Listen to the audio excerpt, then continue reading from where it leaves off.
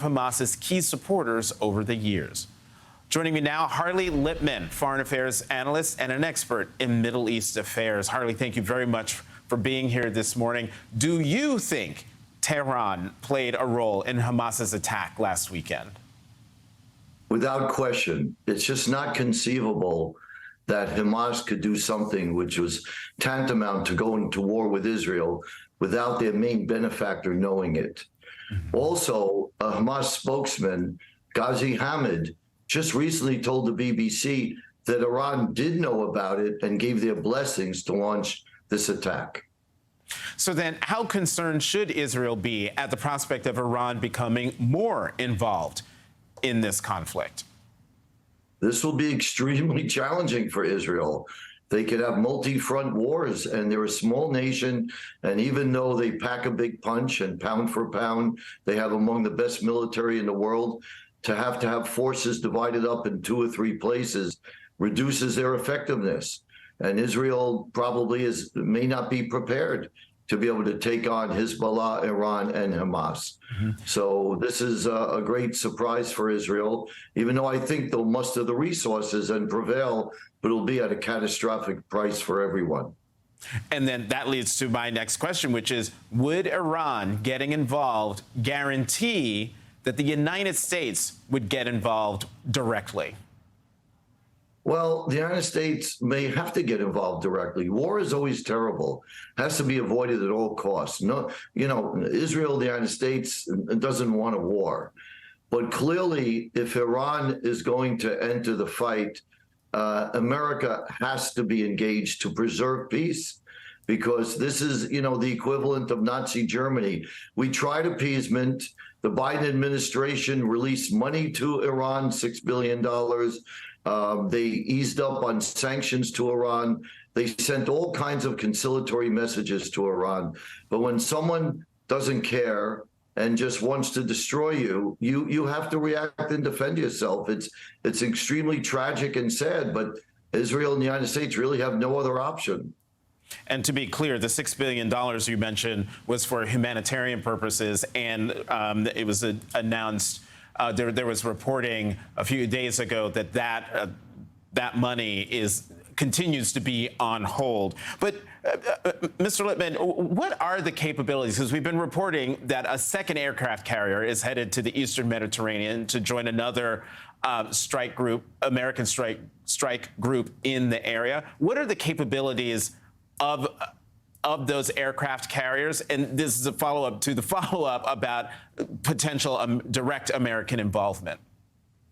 Well, it'd be better if the aircraft carrier was sent to the Gulf, not another one in the Eastern Mediterranean, because that would send a clear signal to Iran. But the aircraft carrier is extremely lethal. We have fighter jets on it. We have the latest technology with these fighter jets and the weaponry. And it would create enormous damage to Hezbollah, and if need be, to attack Iran, enormous damage. So we are really well prepared to be very effective and inflict huge punishment on Iran and Hezbollah should they open up another front against Israel.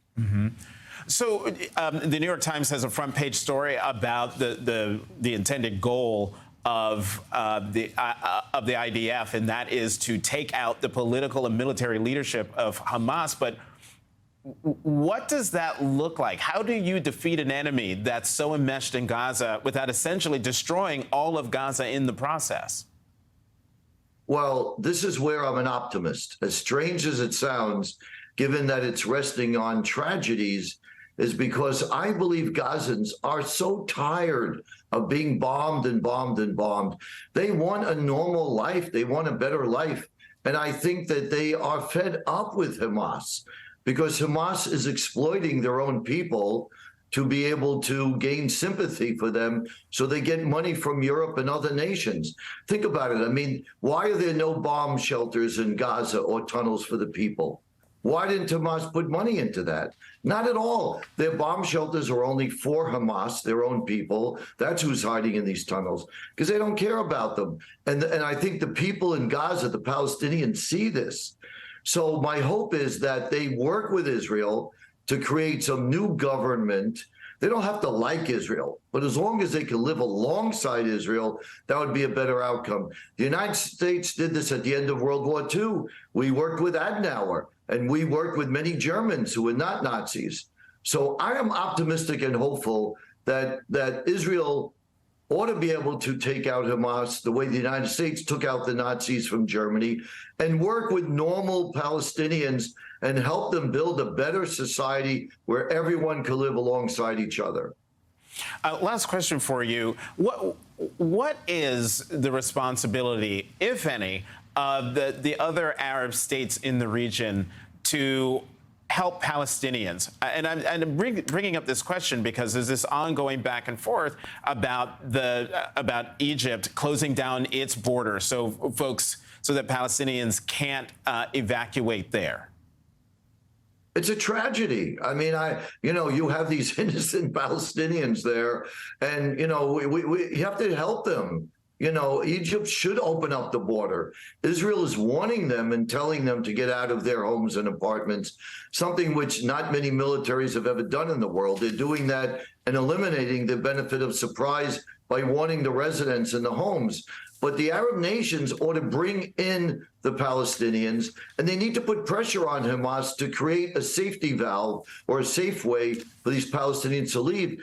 The incredible cruelty of all this is that Hamas is not letting the Palestinians leave, which just validates their strategy. They're exploiting their own people, using their own people, so that the press in the world turns against Israel as Israel tries to root out Hamas. But again, it has to go house to house. Many civilians will die. But sadly, it's Hamas who's responsible for creating these circumstances that will produce so many deaths. Harley Lippman, thank you very much for coming to the program this morning. Thank you. People of all faiths are coming together to pray for peace amid the Israeli-Hamas war. Next, Rabbi Barry Silver joins us to discuss how we get understanding in the midst of this conflict.